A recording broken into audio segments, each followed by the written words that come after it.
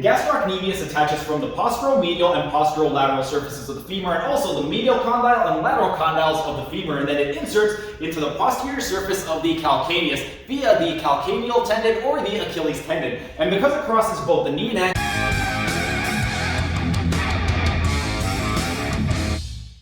Hey everyone, thanks for tuning in. Steven here with Team Euphoric, and this week's YouTube shorts are dedicated to the gastrocnemius muscle. The gastrocnemius is one of your calf muscles, and it's the most superficial of your calf muscles, and one of its responsibilities is going to be stabilization of the ankle, which makes it a very important muscle, especially in managing something like foot and ankle pain. It's going to often be tight in a lot of people, which means you would want to perform some myofascial stretching for the gastrocnemius.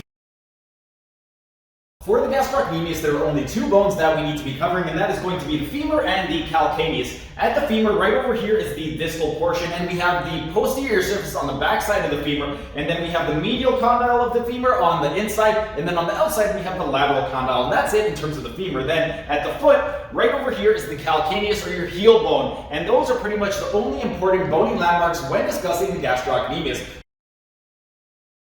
The gastrocnemius attaches from the posteromedial and posterolateral surfaces of the femur and also the medial condyle and lateral condyles of the femur, and then it inserts into the posterior surface of the calcaneus via the calcaneal tendon or the Achilles tendon. And because it crosses both the knee and ankle, we know it's going to have actions in both of those areas. At the knee, its main action is going to be flexion of the knee, and then at the ankle, its main action is going to be plantar flexion, or pointing the toes down toward the floor. And then as a secondary action, it's also going to be responsible for inversion of the ankle, or bringing the sole of the foot inward toward the inside. But those are the main actions for the gastrocnemius muscle.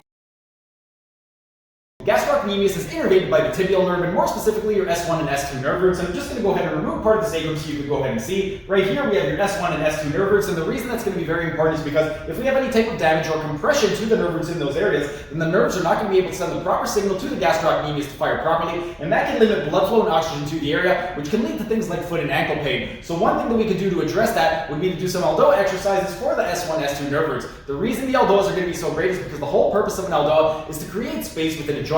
So if we create space within the joint, we can improve the function of the nerve roots, and then the nerves are going to be able to send the proper signal to the gastrocnemius to fire properly, which is going to improve blood flow and oxygen in that area and decrease things like foot and ankle pain.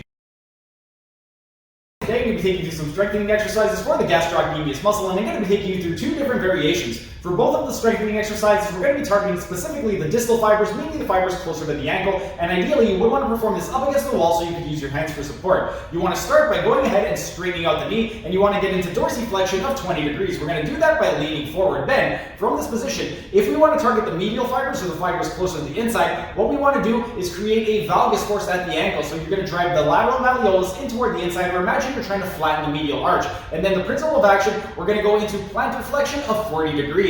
And then if we want to target the lateral fibers, what we're going to do is the opposite. We're going to create a varus force. So imagine you're trying to drive the lateral malleolus out to the side, or you're trying to lift the arch up as much as possible, and then you're going to go into plantar flexion of 40 degrees. But those are the strengthening exercises for the gastrocnemius muscle. Today I'm going to be taking you through some myofascial stretching exercises for the gastrocnemius muscle, and I'm going to be taking you through two different variations. For both of the stretching exercises, we're going to be in a standing position, and what we want to do is get into maximum extension of the knee and then maximum dorsiflexion of the ankle by leaning forward onto the foot. The back leg, that's going to be the leg that we're stretching, and we want to make sure that the pelvis remains neutral. We got flat lumbar, flat thoracic, chin tucked in, crown and head up, bicep down to the floor to put the dura mater under tension. With the ipsilateral arm, maximum extension of elbow and wrist, maximum external rotation of shoulder, flex shoulder to level coronal planes, bicep aligned in the ear. If we want to stretch the medial fibers, we're going to create a valgus force at the ankle. So you're going to drive the calcaneus in toward the midline, or imagine you're trying to flatten the medial arch. And then if we want to target the lateral fibers, we're going to do the opposite and create a varus force. Do that by driving the lateral malleolus out toward the outside, or try to lift the arch. But these are the myofascial stretching exercises for the gastrocnemius muscle.